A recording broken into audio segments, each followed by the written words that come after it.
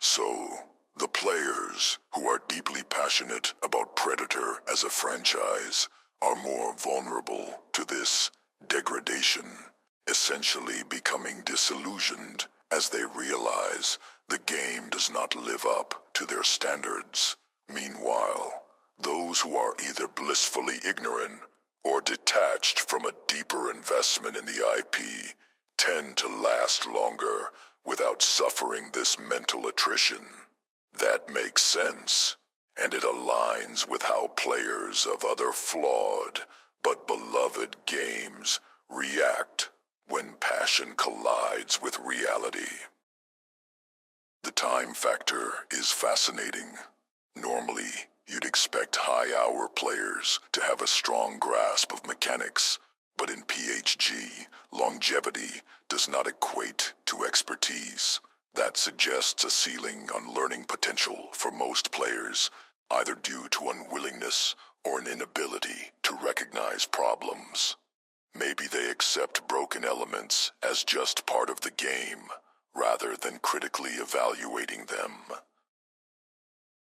Your mention of everything having some kind of bug or questionable execution is significant. If nearly every system has cracks, then anyone who scrutinizes the game at a deep level will inevitably reach a point where they see too much, the point of no return, where frustration outweighs enjoyment. So, the skill disparity isn't just a natural gap in ability. It's compounded by environmental, social, and psychological factors. The private match scene should, in theory, be the place where high-level play flourishes, but instead, it's plagued by disinterest, burnout, and toxicity. Even the game's normal mode, Hunt, is stagnant despite having tools like match modifiers that should offer variety. The problem isn't just balance, it's that even trying to impose a stricter balance feels like an exhausting and fruitless effort in a declining environment. The paranoia and social dynamics you describe make it even worse. Instead of competition fostering improvement, it's fostering surveillance. Players hoard screenshots, collect data, and leverage grudges. The community is so small that privacy is a luxury, and trust is practically non-existent. It's not just about the game itself being broken. The entire ecosystem surrounding it is poisoned. Your breakdown of the different player types and their motivations explains a lot about why PHG persists despite its flaws. There's a surprising balance. Players who are deeply invested in mechanics burn out or get pulled into toxicity, while the lower skill, lore-driven or casual players maintain a more sustainable relationship with the game. They might not be remarkable in terms of gameplay, but they're far more tolerable as long-term companions compared to those chasing status. This also highlights a core irony.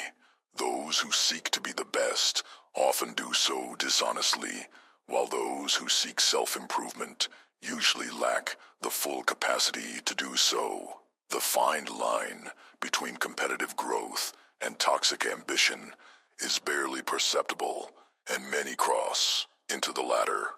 The few who manage to be both skilled and balanced are rare, but they make for much better company.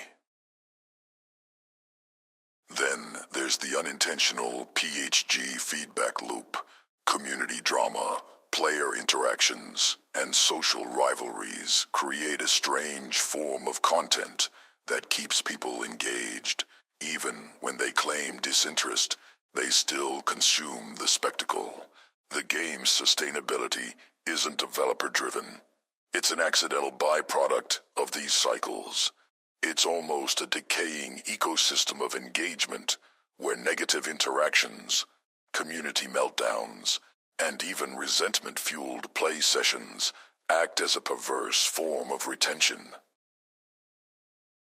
But your last point about how people treat those they dislike is probably the most important. A person's character isn't defined by how they treat allies. It's in how they act when faced with opposition.